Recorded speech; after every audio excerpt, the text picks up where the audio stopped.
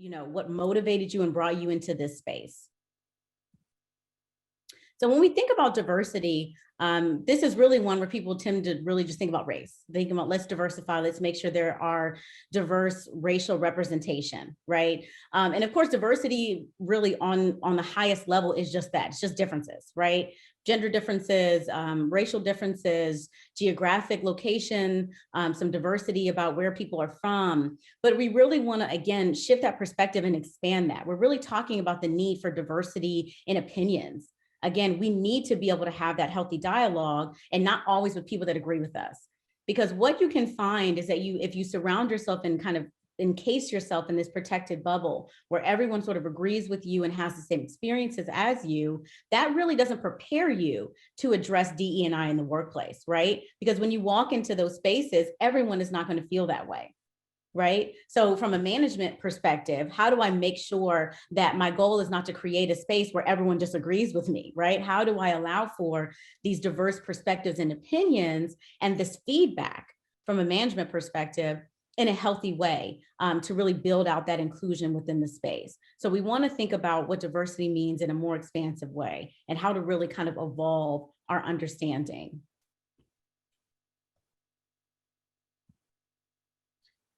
So when we think about equity, it's important for us to remember equality, right? For years, it was always equality, equality, equality when we talked about this work. And now we've shifted over to looking at equity. And you've probably seen this graphic before, where with equality, we're talking about fairness. There's really that key component of fairness. And this is something that we still hear present day, right? If you turn on the news, a lot of people talk about this is not fair, that is not fair. There's a lot of conversation around fairness. But what it's really important for us to understand is that we really have to dispute this concept of fairness. Because if the way the graphic is on the left-hand side, if we give everyone the same thing, right, the same amount, the same level of support from a government perspective, from a systemic perspective, it really doesn't address those imbalances that exist within our communities. Right. So if we give everyone the same level of funding, that means that we're giving wealthy communities the same funding as poorer communities. And that clearly is not fair. So the irony of the concept of fairness and equality is it really isn't fair, right? It really promotes this unfairness, this imbalance that we're trying to address. And that's what equity is. We're trying to address what we acknowledge as an imbalance. When we look at our statistics, we look at the rates that, take the virus, for example. We are starting to unpack that data that was collected in 2020 that clearly indicates, right, that communities weren't impacted the same way. Even when we talk about across age groups, right, racial, ethnic lines, socioeconomic status, when you start to disaggregate that, it's clear that everyone was not impacted by COVID-19 the same way, right? Even with the vaccine rollout, and Yvonne, I'm glad that, the work of ours in working with the vaccine, but that's because we know that hasn't been equitable, right? The rollout of our vaccine programs across communities, vaccines that were designated for at-risk and communities that really needed those resources were inadvertently given to communities that had greater access, right, and less need. So the data continues to support the fact that there are these very significant disparities. So now that we're acknowledging that, how do we respond to that in the most appropriate way? And what we know is that we're going to have to give communities different levels of based on what their need is, and that's equity, right? So if you don't need as much funding because of the community that you reside in, right? Your school system doesn't need the same amount of funding, is not lacking in materials, in educators and teachers, right? How do we then shift that over to those districts that do need those things? How do we then provide additional grant dollars in communities that do need that additional support? That's equity.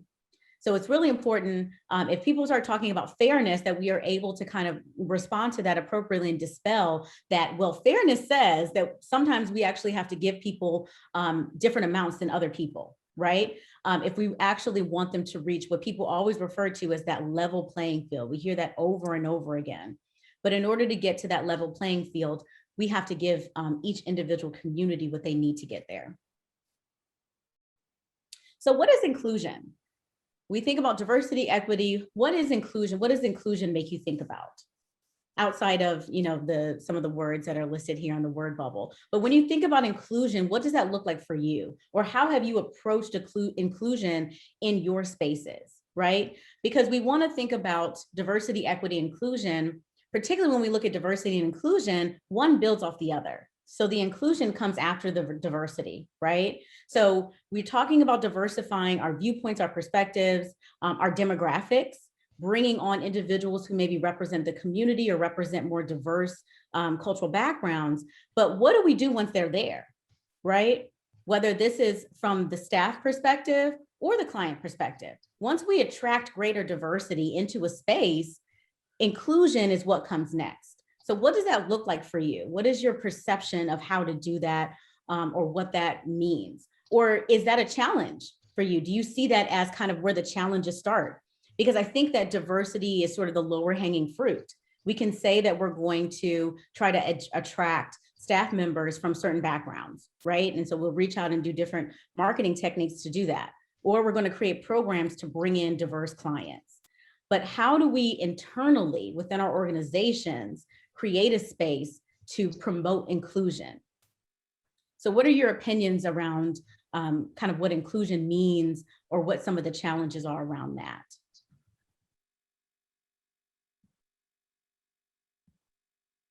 And again, you can just put that in the chat box. Yvonne says, being accepted for your authentic self.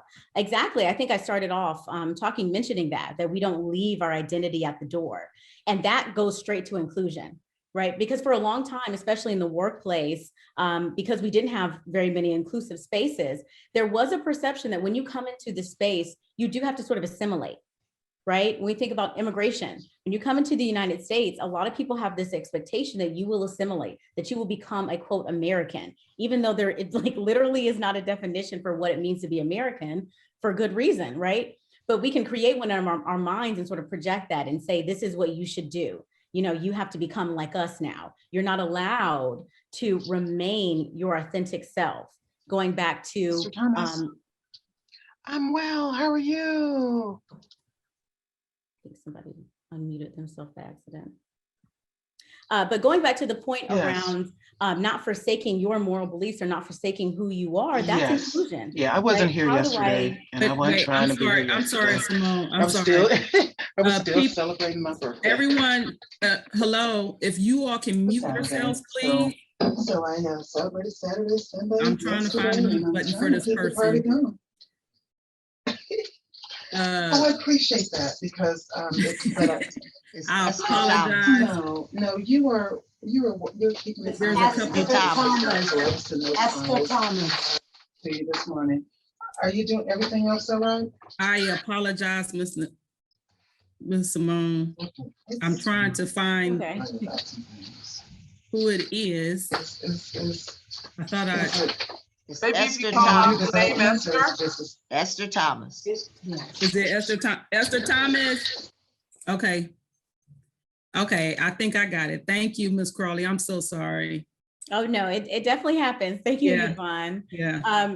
So just going back to the chat here, I just wanted to read a couple of responses to the chat. Let's see.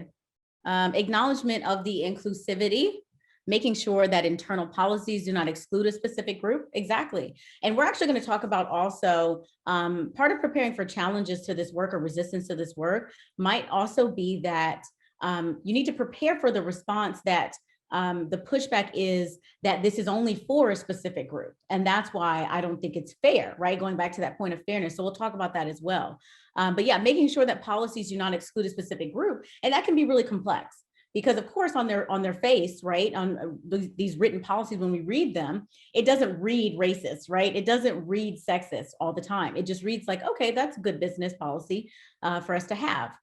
It's really not until the implementation of some of these things happen that we start to see the disparity, right? Valuing differences. Yeah, and a key piece of this that we're going to talk about with Cultural Cash is that we want to be able to acknowledge that differences exist, but they don't have to be assigned this positive or a negative, right? We don't want to say that it's good that we're different and therefore we should all remain separate, right? everyone should be separate and different because we, our differences say that we shouldn't mix together, right? Because we are so different. But we also don't want to say that differences are bad. We also don't want to think that because we're different, we can't find common ground. Nancy says, including people with different needs, not just physical abilities, but keeping people on the force even when they need to work from home. Yeah, so this ability to respond, and the pandemic, of course, has really forced us into that space, right? To really adjust and pivot and to really sort of loosen some of our more traditional ways that we kind of approach business, right? Even what we're doing right now. Who would have thought that this would be kind of how we would be coming together, right? Especially not over a year later. Taking real actionable steps to be inclusive, understanding why we need to be inclusive. Yeah, that's great, Sandra. Again, always going back to the why. So why are we here? Why does this matter? Why does something like inclusivity and diversity and equity, why does it matter? We always want to remind ourselves of that. But you guys are exactly right. Inclusion, excuse me, as I mentioned, it's what happens after we diversify, right? But the key that we want to understand about inclusion, what makes it so critical is our ability to promote or inability to promote inclusion for everyone directly impacts our demographics. It directly impacts who comes to work at our facility, who stays there, right, after they're hired. What does turnover look like? And then what do our clients look like? And we'll talk about that as well. So inclusion becomes really critical, and it also is the most challenging piece of this work for a lot of workspaces.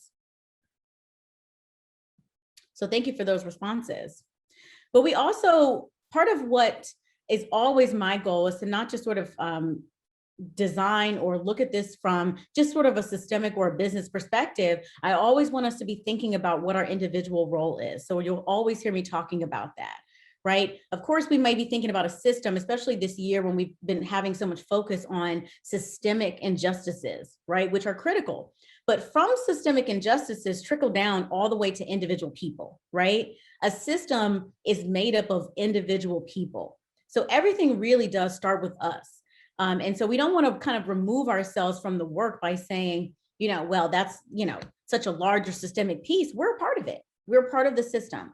Where you work, you're a part of that system and you contribute to it positively or potentially negatively. So it's also important to understand always and go back to who you are as an individual and who you are as a professional, the way that you show up, the elements of your identity, and the way you sort of build out relationships, because that transfers over into the workplace. And then what are your perceptions? I mentioned, these perceptions that we can create and sometimes project those onto other people. We need to know when we're doing that, right? If I have an expectation that you come into the workspace and assimilate in a certain manner, I need to be aware that my behavior in that regard is going to contribute, right, to that work culture. So we think about that behavior, it's all connected together. Our identities, the perceptions that our identities give us, and then our behaviors. And we'll talk more about that when we look at cultural cash as well. So how do we assess the agency? We're talking about doing this work internally within the workplace. How do we make a key assessment within the agency about how effective we are, about some of the things that we need to change and how to move forward? So I did want to bring up just the concept of culture. And as we think about shifting perspectives, we also want to shift our perspective of what culture means. And we're going to talk about workplace culture, but we want to think of culture itself as this iceberg where you have on the surface things that are pretty easily identifiable, right? You may feel like you can make an assessment about someone's age range, or based on how they dress, how you're assigning an identity to them, or what language they're speaking, what holidays they celebrate, music that they listen to. All of these are sort of maybe easily identifiable elements of culture that you're using to kind of place an identity on someone. But we always want to be reminded that there's so much underneath the surface that we can't see that easily. And that really only comes from building out these relationships. And this, of course, is very impactful in the workplace as well. So that deep culture is those communication styles that we utilize. As a manager, as an executive, specifically, it's really important for you to understand how your communication style fits into the kind of environment that you're creating. And also understanding that that comes from your culture, right? Your perceptions around what's appropriate and what isn't all comes from your culture as well. So when we think about workplace culture, there's also been a lot of conversation about this in the past year, because what we started to see immediately after this racial reckoning started was that there was this focus on agencies, companies, agencies, big, small, didn't matter what you did. If you were a company, people were going to look at you, right? Your clients, your customers, your staff members were going to look at you and ask you, what are you doing about this, right? What is your commitment? Where do you stand? And there was really significant lines in the stand that are still being drawn. And there's this expectation that really all organizations be able to address or examine their internal workplace culture. So culture, again, from that iceberg perspective, there's so many layers to it, right? We come from different cultural backgrounds, but when we come into a workspace, that particular workspace has its own culture, even if it's in a system, right? Even if we're talking about ours on a larger kind of systemic statewide level, within each agency, right, is a very different culture. And that's why in the beginning, when I asked the question about your perception, I want you to think about that, right? What is the culture that you work in, right, in your community, right, in Lorain County versus Franklin County? Very different needs, a very different culture that is created within these spaces, right? So one of the things that I always encourage organizations to undergo at some point is this cultural audit, right? How often do you stop to really assess how effective your agency is in doing this work? When we think about creating new policies or changing things or implementing anything related to diversity, equity, and inclusion, how are you creating those things? Where does that come from, right? What made you and led you to those specific changes in policies, right? Where are you getting this information, essentially? Because if you're not taking a comprehensive assessment of the organization and getting feedback from every level, from the management level to the frontline staff to also your clients, then how do you know that what you're proposing is even relevant? And how could you possibly know that it would be effective, right? So we want to make sure that we don't, we know that we don't always have to reinvent the wheel. There's so much information out there around how to approach each of these components, diversity, equity, and inclusion, that you can utilize as a starting point. But we also want to make sure that we're being effective. None of this works if what we're creating is not effective. And unfortunately, we know that a lot of it hasn't been, because if it had been effective, our numbers that I referenced before would be different, right? These disparities would be different if our systems were so effective, right? If all things were great and perfect, then we wouldn't see Black community members being more at risk or more likely to be subjected to certain things in other communities, right? We wouldn't see socioeconomic differences that we see. Our society itself would be more equitable if our systems were equitable, right? So we know there's a lot of work to do, but where do we get that starting point from? So a cultural audit can really help us do that. And this can, of course, be as expansive or as simplistic as it needs to be, or as it can be based on your capacity. It can literally be a simple questionnaire that you send out and ask folks to just sort of anonymously respond to, right? Or it can be a more kind of progressive and involved assessment of some challenges. But I always think it's important to consider organizational assessments and cultural audits before you have a particular challenge, right? We don't want to necessarily have to come to this work because something's already happened. And I can't tell you how many calls that I get kind of reactionary, right? Phone calls because something has happened or there has been a toxic culture that's already been created. And now we're sort of working backwards to try to change that. So these questions are just examples of what we're trying to get out of something like a cultural audit. So has the organization established or actively promoted feedback mechanisms? Do you even ask or allow a space for everyone to really provide that feedback? Understanding that feedback looks different across cultures, right? There are many cultures where providing feedback, especially to individuals in position of power, is inappropriate, is seen as inappropriate, or feels threatening, right? I feel like because of my identity, I'm not allowed to share my viewpoints the same way my colleagues are. So we have a feedback mechanism that eliminates that, right? That just is equitable across the board. Does the agency seek out and maintain strategic partnerships with ethnic serving organizations, for example, right? What does your external outreach look like? And we're going to talk about that as well. Other questions include, what are current policies or efforts has the organization undertaken to address diversity, equity, and inclusion, or anti-racism? So we want to understand, what have we done to this point, or what have we not done? Because again, always recognizing, why are we here? If part of the reason that you're here having these conversations is because you haven't done enough, or because you had some missteps, you have to acknowledge that, right? It's important to sort of acknowledge that elephant in the room to understand what got you into this space. And to the second question, what are those previous missteps and challenges and setbacks? We have to be really clear about those. And from an organizational perspective and a management perspective, you can't simply sweep those under the rug, right? When we are having trainings internally within organizations, those are the things that are going to come up, right? The incidences that you might not want to talk about from a management perspective, the staff is continuing to be affected by that. And so it's really important to be able to address that head on. So again, these are just some questions that are examples of what are used for a cultural audit. How do we begin to take this temperature of our agency, right? Before it becomes a toxic workplace, right? Because at that point, we're really, working backwards, as I mentioned. So we want to be able to do things like create this audit to understand where we're starting. We don't just want to assume that because on the news they're talking about this particular topic, because we're hearing about critical race theory, and maybe we'll bring that into our space and have a discussion about that. If it's not relevant, right, to the work that you're doing, if it's not relevant to the space, if it's not relevant to the clients and the staff that you have at your agency, then that's not going to be effective.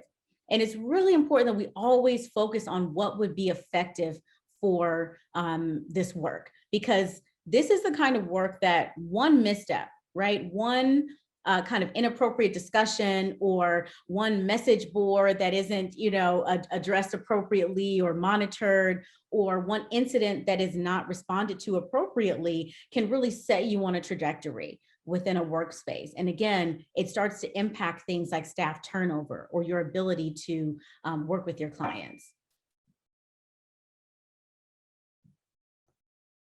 So preparing for resistance, as I mentioned, it's important that you acknowledge that there's going to be resistance. It's just too optimistic for us to assume that everyone is just going to be immediately on board, even given what's happened across the globe, right? Even the fact that we can't sort of shy away from these conversations anymore. That doesn't mean people are going to like it, right? That does not mean that people are going to not be, be brought to this space kicking and screaming. Right, and across cultures. So we don't want to assume that your minority staff members are so excited to talk about race. And that's an inappropriate assumption that we make a lot of times, is that the only people that are going to be uncomfortable are, white people or individuals that hold a privilege. And that's not true, right? These are the topics that can make really anyone uncomfortable, because you have lived experience, because it's very personal to you. There's so many reasons why there can be some resistance to that, but it's important to understand some key components about where that might come from, and then how do we kind of respond as appropriately as we can to that. So looking at resistance from clients or service users. So if we as an organization have decided that we're going to make changes to the way that we interact with diverse clients, or we're going to try to seek out, right, more diverse clients. We're going to try to seek out individuals from certain socioeconomic backgrounds, because our numbers are showing us, because our audit, right, is showing us that we have a hard time engaging with those clients. So you're starting to develop mechanisms to do that, whether that's marketing or various outreach techniques. But there's some key things to keep in mind, one of which is, sorry, my clicker got away from me. One of which is understanding that community level perception of your organization, that's where you have to start. When we're talking about external pieces, right? When we're talking about external engagement with service users and clients, it's really important to understand that that perception on a community level is going to be vital for you to understand. Across cultures, if there has been a history, right, of incidences where I went into a space and I felt like I experienced racism, or I felt as though I experienced sexism, or I felt like there was an expectation for me to leave a level of identity of mine at the door, and there wasn't an inclusive space there, right? What am I going to do, right? Culturally, I'm going to go back and tell like 30 people that story, right? And I'm going to tell them to tell 30 more. And so those reputations on a community level, those bad incidences or negative experiences, they spread like wildfire. And it's so important that you're not the last to know that the community has a certain perception of your organization, right? I can't tell you how many times I've come into spaces where companies will say, or agencies that are tasked with reaching out to certain communities, or Hispanic community, for example. They'll say, we have this program that's, free, a grant that we got for this program, but we just can't get we can't get the participation numbers, right? We're not sure what the challenge is because they're not coming to participate in this program, right? There's a lot to unpack there. First of which is you might have created a program without them, for them, right? You created something for a community or for a group of service users and they weren't at the table, right? Or that there have been negative incidences involving that community. And there is this reputation where folks say they don't, appreciate or respect Hispanic people at that agency, so don't go there for your services, right? So we want to make sure that we understand what that community perception is. And then also when we think about marketing and outreach, being culturally appropriate in that is really critical. And there's so much that's involved with that, right? We don't want to say, well, let's just make sure that we diversify the faces on our marketing materials, right? Because I'm sure we all noticed a lot of this in 2020. All of a sudden, the social media feeds of companies changed and became very diverse. The language that was used, colloquialisms that were used, all of a sudden shifted. And it's so important for you to understand the perception that is had on the community level when you're doing those things. There is going to be this perception that a lot of what you're doing is performative, right? The tagline for my company is performative isn't productive. And performative really means that you're doing things as an organization to try to present yourself as being equitable or fair or just, or really appreciating and valuing diversity. But it is clear to the community, right, or even the staff, that you don't really mean that, right? That you're not really willing to kind of do the things that are required in order to create that equity. So it's important to understand and make sure that the changes or these new kind of outreach mechanisms that you're utilizing are not performative, and that internally you're really doing the work as an organization.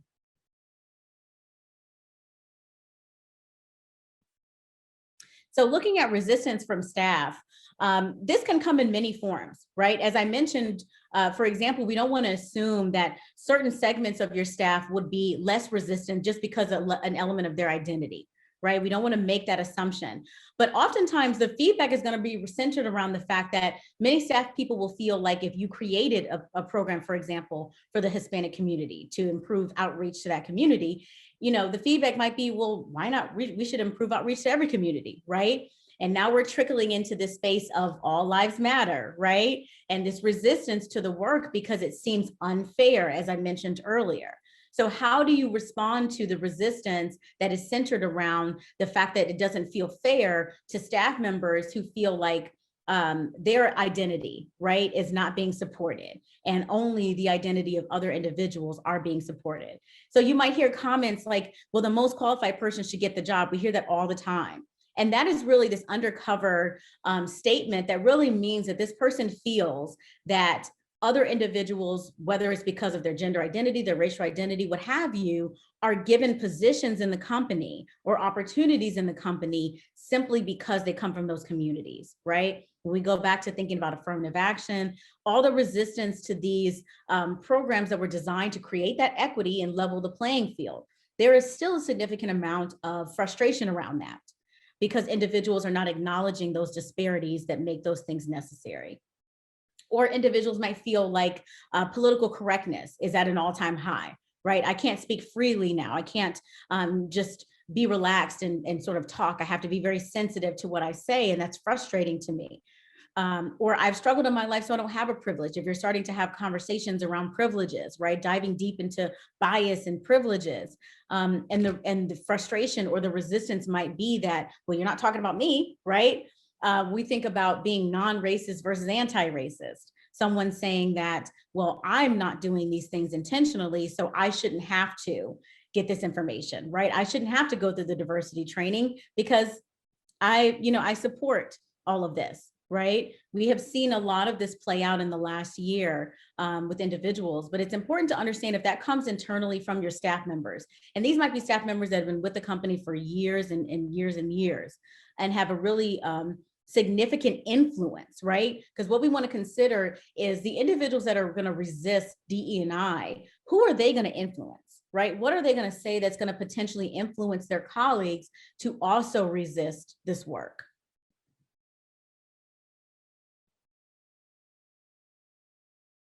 And then also we want to think about resistance that might come all the way from the top, right? Our executives, our C-suite level managers may be the individuals who are most resistant. Oftentimes the frontline staff can be very aware because they're working so much with clients directly and really seeing some of those those disparities firsthand.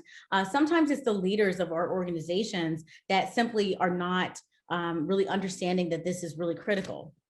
And what I'm sure we all know is that the bottom line is always going to be the priority, right? Our ability to stay in business and do what we need to do on a business level is always going to be really important. Excuse me. So here's where we want to consider the business case of diversity. And this is what we really want to look at from an executive perspective. If there seems to be some resistance to doing this work for whatever reason, we always want to bring this back to the bottom line. What is the cost of not doing this work, right? If you're concerned or hesitant about doing it, what is the cost of not doing it? Now, what last year really showed us is that now we don't, again, as I mentioned earlier, we don't necessarily have so much of a choice to sort of not talk about it or address it. It really is a lot of a pressure being applied to address these things internally.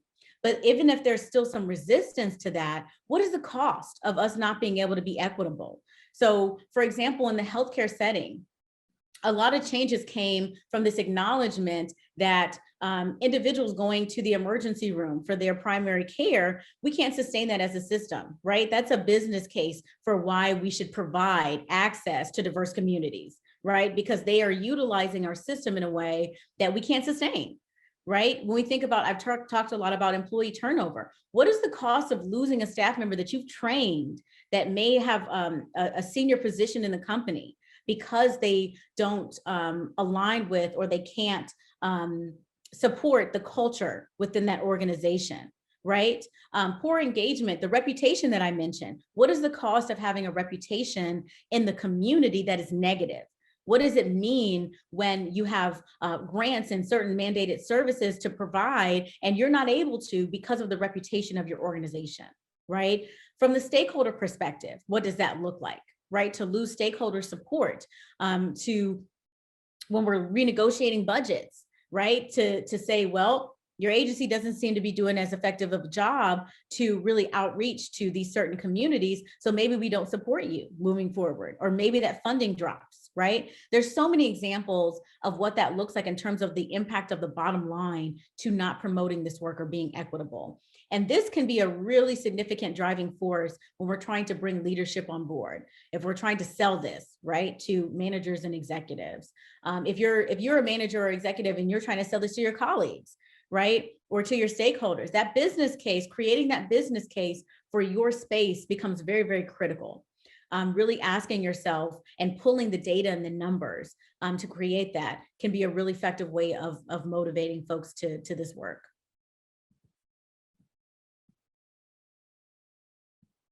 So creating and sustaining change in the workplace. And here's where we're really going to dive into an action plan like cultural cash. So some key things to keep in mind for us to internally be able to shift into this space where we're creating and sustaining that change. First and foremost, looking at things like training, right? Training is pretty commonplace. It's the most significant way this work is really done, right? We're going to do diversity trainings. We're going to do a series of trainings. We might be mandated to do trainings.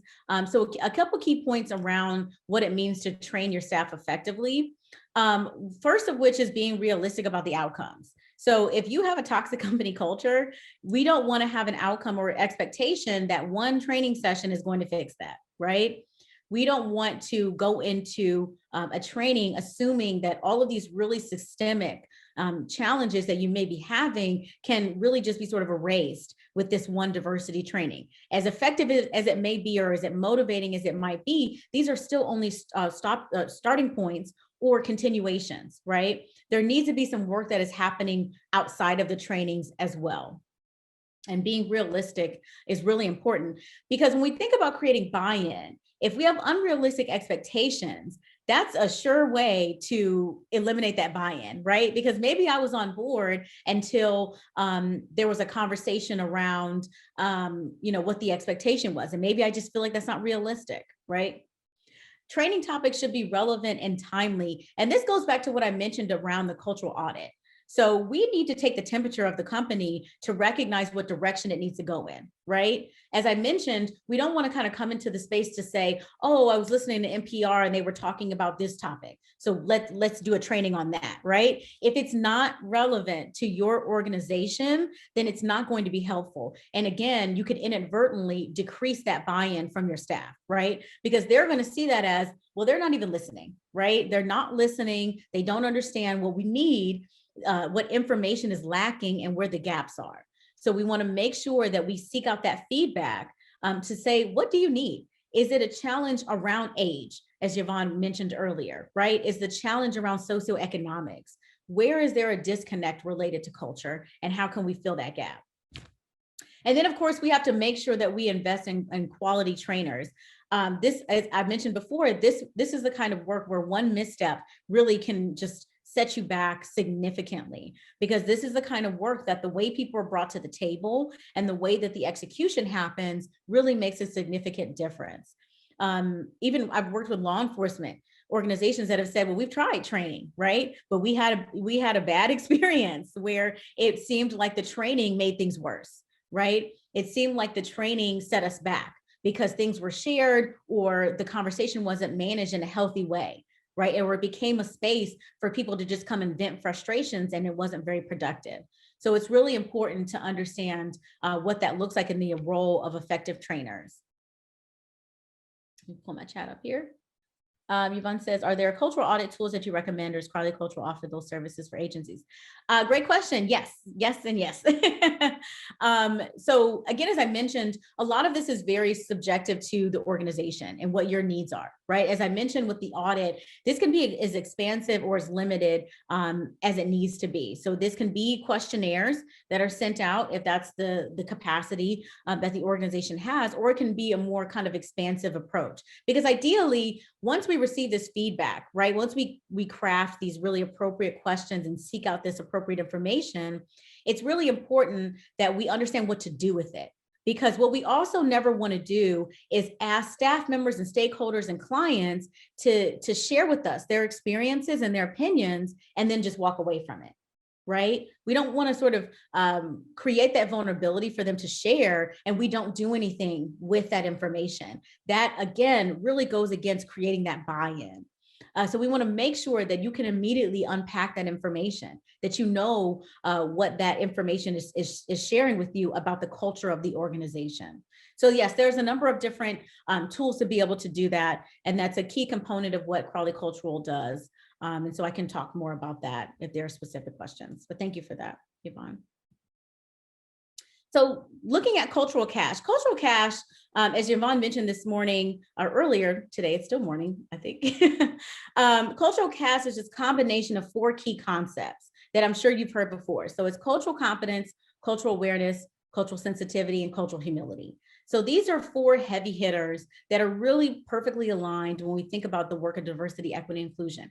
And the reason I think that they're really important is they help us, as I mentioned before, remind us ourselves that it starts with us. And it's also an easier way for us to think about how to approach this work in real time, right? It's not sort of so lofty when we think about DE&I. It can be very lofty and we're not really sure where we fit in with that. But when we think about cultural cash, it helps us to break that down. So cultural competence is really focused in on the organization. So as a system, as an agency, how effective are we, again, in providing services to all communities, right? Are we good at it or not, right? It's pretty simple to kind of sum that up.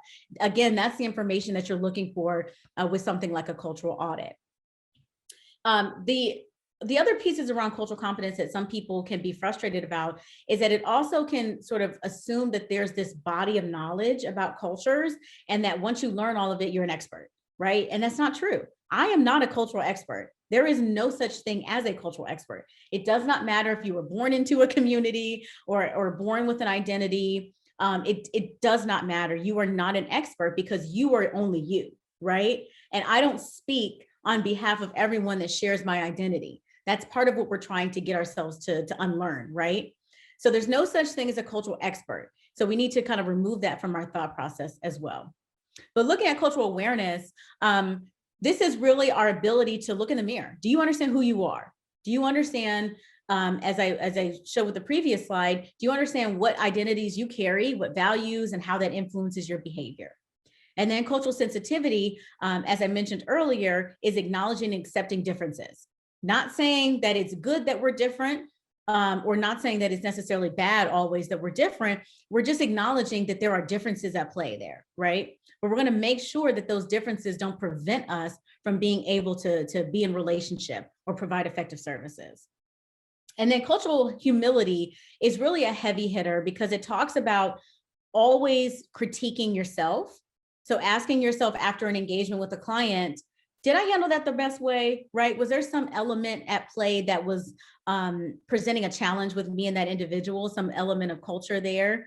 And how can I maybe make some changes moving forward? But then also cultural humility is when you start to look at the system, right? This is where that activism and that allyship that everybody's been talking about really comes into play, right? How committed are you to that? And what does that look like for you on a personal level? Yvonne, you have your hand raised. So I do. So Simone, can you give us a real life example? Because I feel like, to your point about there's no such thing as a cultural expert, and how we have to unlearn a lot of these concepts. So as an example, you and I think we both identify as Black women. And as you mentioned before, just because we identify as Black women, our experiences don't necessarily, it's not monolithic. It doesn't necessarily match. I have different, we're also ages apart, things like that. Can you give us a real life example? Because I see you as an expert. Like, I feel like you kind of really know how to kind of talk around this and things like that. Can you give us a real life example of like how you are still unlearning certain things, whether it be within competency, whether it's awareness, whether it's within the sensitivity of humility, something that you really had to kind of check yourself about, hey, I didn't practice this level of cultural humility today. And you caught yourself, so can you just, because I think that's actually a great question that no one's ever asked me. So I love that. And yeah, to your point, exactly. So part of it is looking at it as, first of all, I appreciate that you kind of looking at me as having this expertise, but how I see it is that my career has really brought me to this space to understand and navigate how to think of these concepts and how they fit in to what the challenges are, right? So when someone tells me that this is the struggle, this is a challenge, as it relates to whatever element of culture, then my mind immediately goes to, okay, here are the actors in that, here are the players in that, here is what we forgot and what was not remembered. And that's kind of how my mind was working. But to your point, absolutely, I'm definitely still unlearning.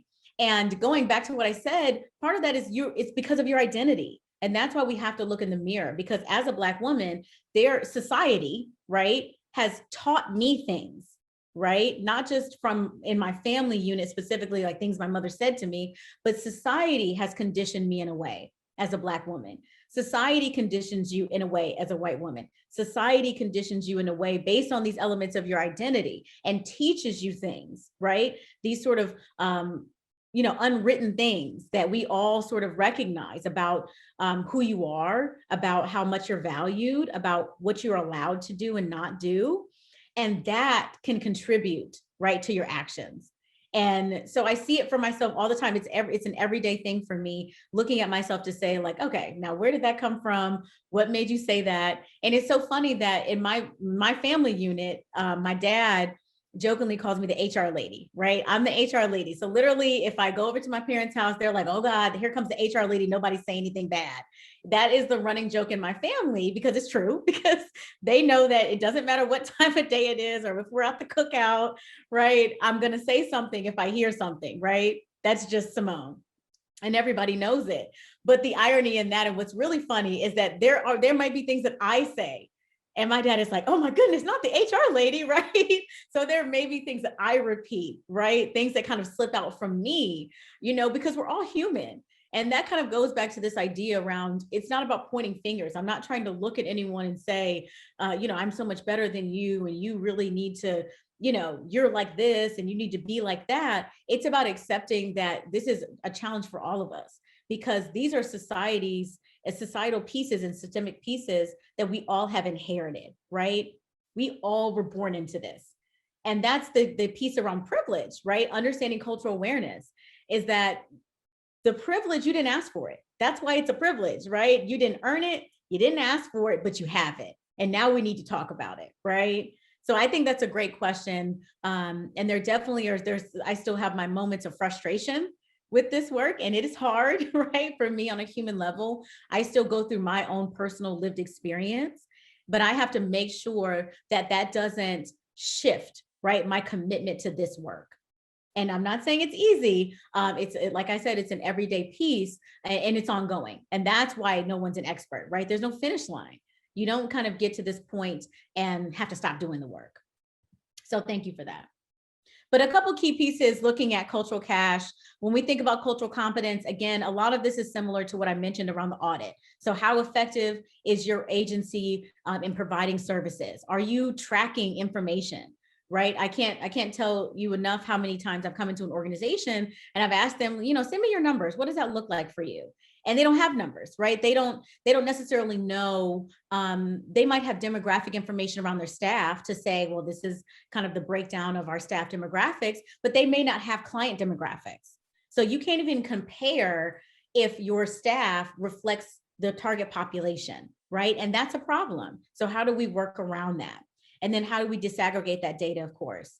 I talked about feedback mechanisms are really critical. If you don't have feedback mechanisms where you allow individuals to share with you, very openly and honestly, that's where stuff starts to build up. That's where things start to manifest and really present a significant challenge to doing effective work. Ongoing training and development, as I mentioned before, there's some key concepts around that. We don't just want to say, hey, here's a diversity training, right? It has to be effective, it has to be timely, and it has to be appropriate. And there should be some next steps after that.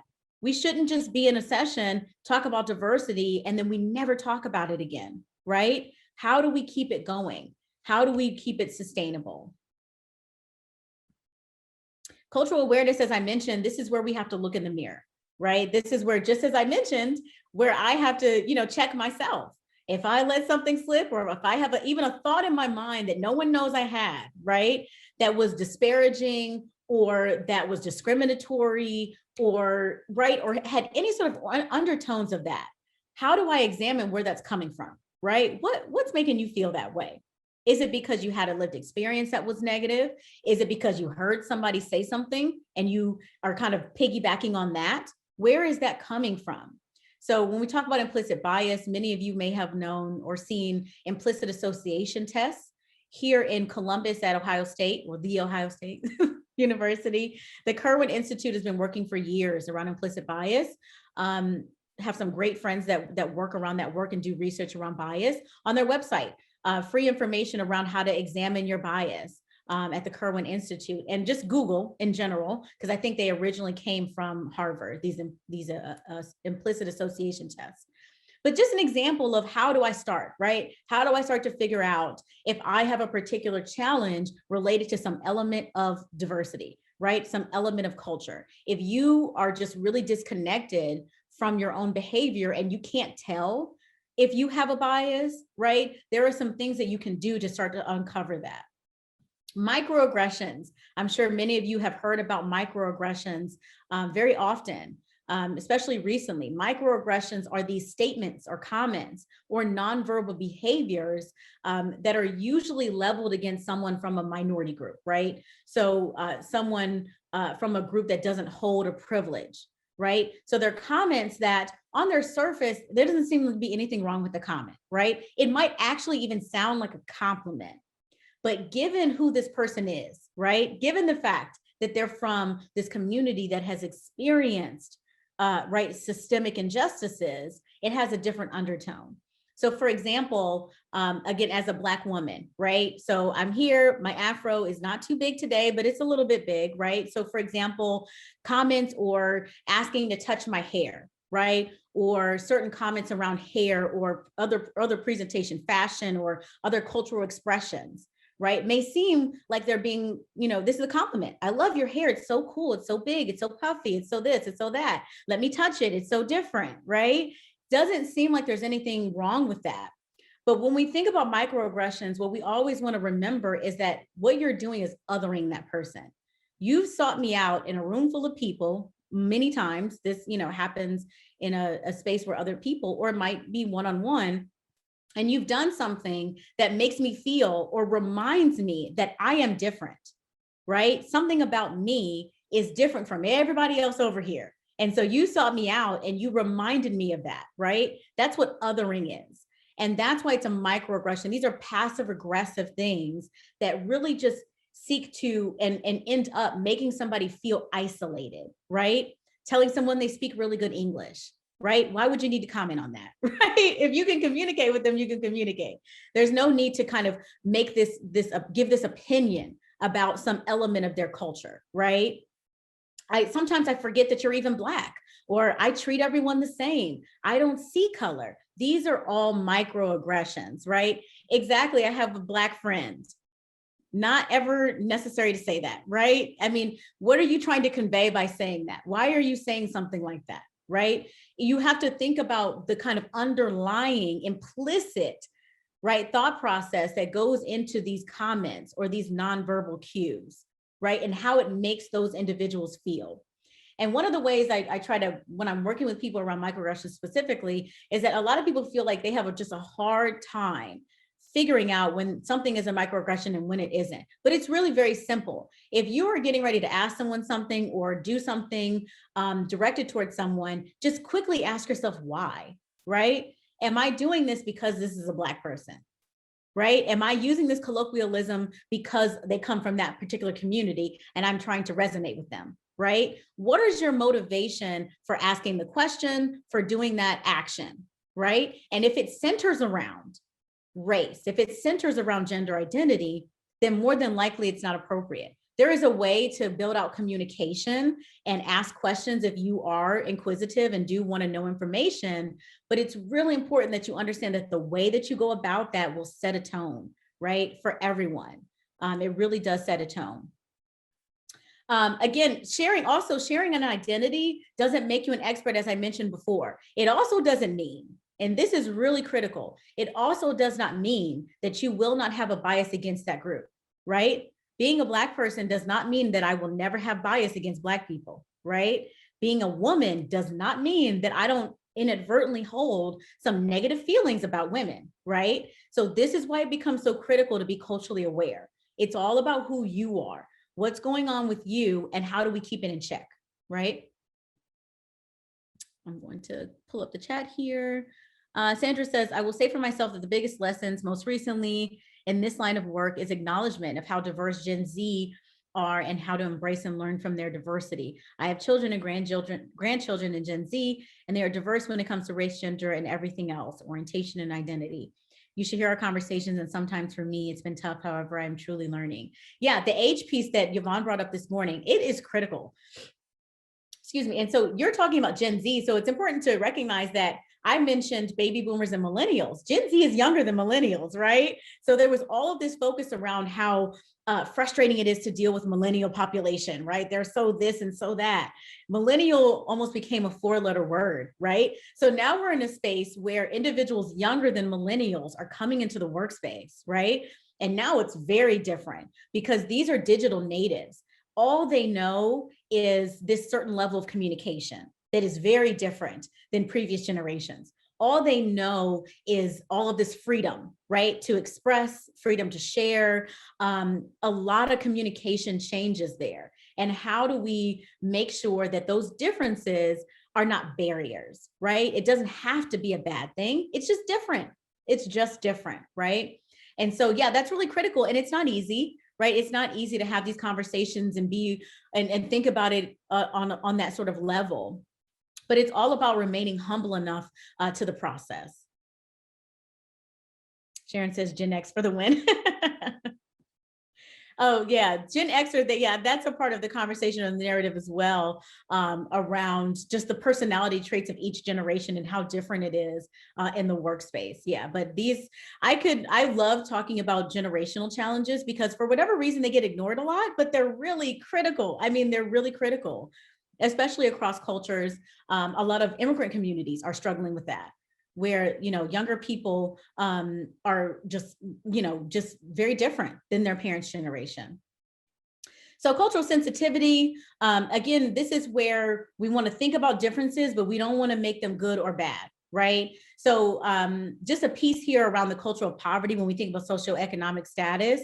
Oscar Lewis coined this, and there was this assumption that he made that there is this culture, this entire culture, right? These norms, these kind of belief systems that was associated with individuals in poverty. So we have to understand how inappropriate this is, right? So if we're assigning a pathology to individuals in poverty, how does that impact the way that we treat them, right? So here is where we're basically blaming people for being in poverty, and we're saying that they are accepting it and that they're sort of embracing it, and they have this culture within, this space of being in poverty, where they're more likely to be violent, where they're more likely to use substances, teen pregnancy, lack of education, right? So the problem with things like that we want to stay away from is assigning the differences that might exist based on identity, assigning it as a blame, right? Like it's your fault that you have more challenges. It's your fault as a Black community that you are experiencing what you're experiencing with the law enforcement department, right? Departments across the country. It's your fault somehow. It's always your fault. And we want to make sure that when we think about these disparities and differences, that we don't victim blame in that way, right? So cultural sensitivity requires acknowledging those differences without the positive or the negative. And then cultural humility, as I mentioned, this is a heavy hitter. So because we're going to look in the mirror, we're going to check ourselves and always self-critique. But this is where you decide how far you want to go personally as an advocate or an ally. Again, we've all heard this over and over again for the past more than a year now.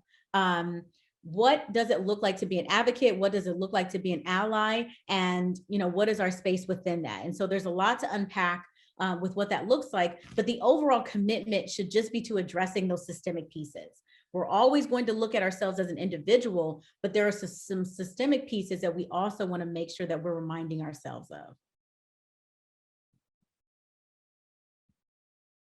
And then lastly, just a key piece, part of this work, as I mentioned before, is going to be reactionary. Unfortunately, it's going to continue to be reactionary. And so you might come into this space because something has happened, right? And now you're trying to react and sort of do some damage control, if you will. So these are just 4 things to keep in mind if that's a space that you find yourself in. So we need to do that reflection and understand why something happened. What was the challenge around what has happened in that space, and acknowledge what element of culture was at play there. And then acknowledge that directly. You need to speak that out and not sort of avoid it or try to sweep it under the rug.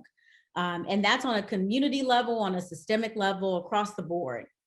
And then use findings from your cultural audit or your assessment, right? Once you do an assessment about why this happened, using those findings to create that change. How do we draft those policies and those changes based on what we've learned from that incident? And then share that information constantly with your network. Part of the challenge that agencies have is that they don't do a great job of sharing what they're doing. And the only people that know are the staff, right?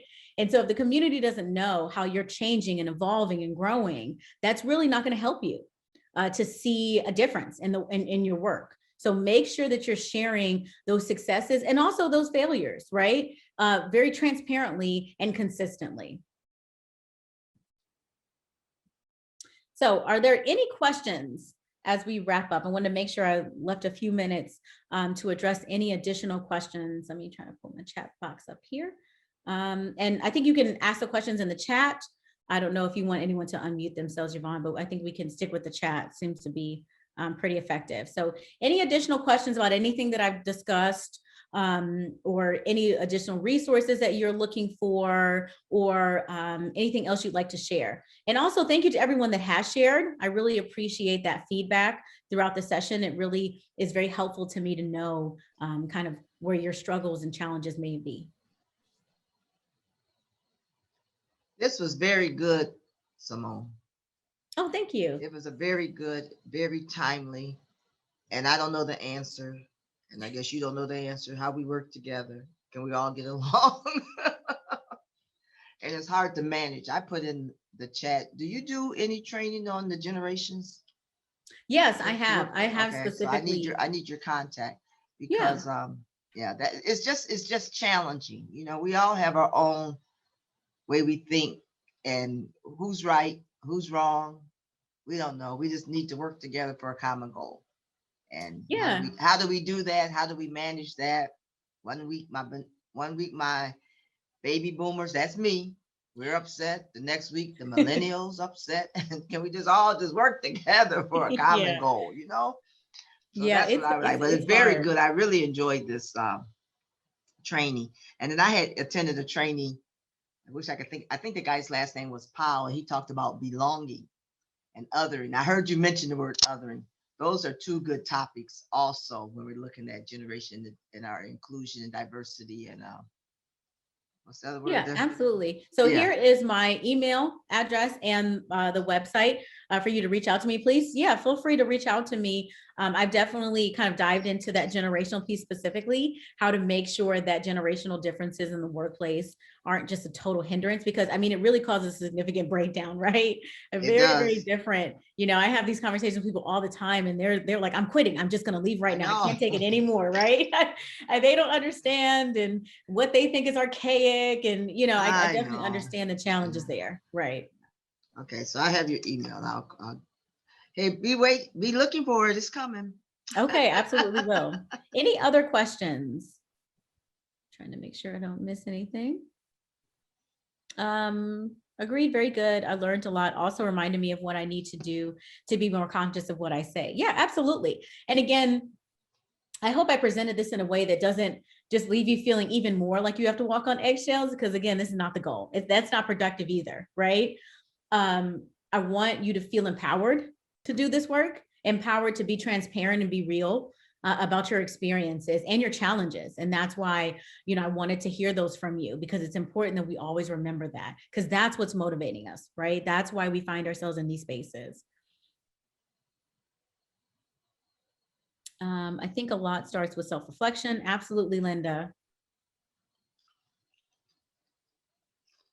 Will the PowerPoint be available? Yes, I believe, Yvonne. I'll be sharing that, sharing the PowerPoint slides so that you have those. Yes.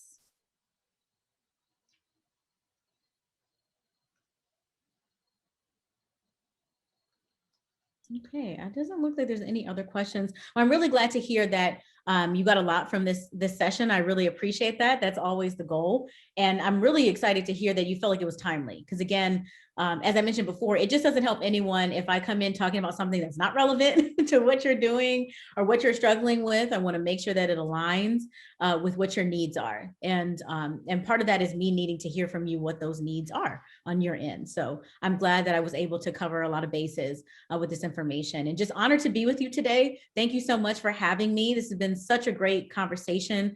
And again, that's really motivated by your transparency and your feedback. So thank you so much for being so active in the chat today. So before we, start, as we close out, I want us to just really quickly, if you could just join me with spirit fingers, energy fingers for Ms. Crawley, just thanking her for her time this morning.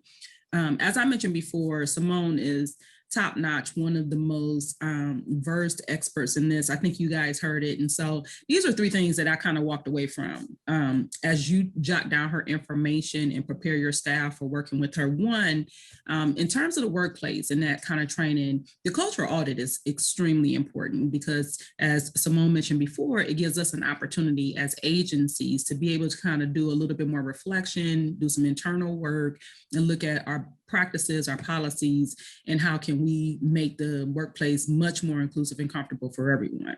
The second piece, the inclusion. I always think that when we talk about diversity, equity, and inclusion, the inclusion piece is always the most significant piece, in my opinion, because diversity has always been there. Diversity exists. As Simone mentioned before, even if you are thinking about communities that you are, like your communities where you are part of the dominant culture, there's still diversity among that community. But the inclusion piece is still the most important because oftentimes we don't necessarily see each other within our authentic selves, and that's important. And then lastly, I know I still sit with this one, and I love Simone for really kind of bringing it home across the spectrum, which is just kind of recognizing your own stuff, unpacking, unlearning your own stuff. So whether that be your own privilege, I had to relearn how much privilege I still have, like as an able-bodied person, and sometimes going into spaces at restaurants in the bathroom where I am occupying spaces that I shouldn't be in because I have the privilege of an able-bodied person. My limbs work, my arms work, everything work. But then when I'm occupying a space that is reserved for someone who doesn't necessarily have the same kind of capabilities as I do, I have to be conscious of that. Or like the microaggressions, we talked about those things. Sometimes we do, like even with, I have to learn this. I have a millennial and I have to say, oh my God, I'm so proud of you for being so responsible to a millennial. Like that's not like, Simone said, that's a backhanded compliment. Yeah. It's backhanded. So so there's always places for us to continue to unpack, unlearn. And I so appreciate Simone for always her very gracious delivery. It's always well-rounded. And we get a whole sense of how we can all come together as individuals, but collectively to be able to better serve our families and what we're doing in our communities. So as Simone mentioned before, we will offer the on-demand recording. You will get the slides and the evaluation. Please look for all of this information with just one click in your newsletter tomorrow. And again, I'm asking you to join me in just thanking Simone for her time this morning. Spirit fingers, energy fingers, just saying thank you so much for being here and making sure that we are working together as a network to serve our communities. So thank you again, Simone. We appreciate your expertise and your time this morning. Thank you guys so much. This has been so amazing. And I hope to see all of you soon. But yeah, please feel free to reach out to me with any additional questions that you have. All right. Well, thank you, Hours Network. And we wish everybody a wonderful, wonderful work day. Thank you.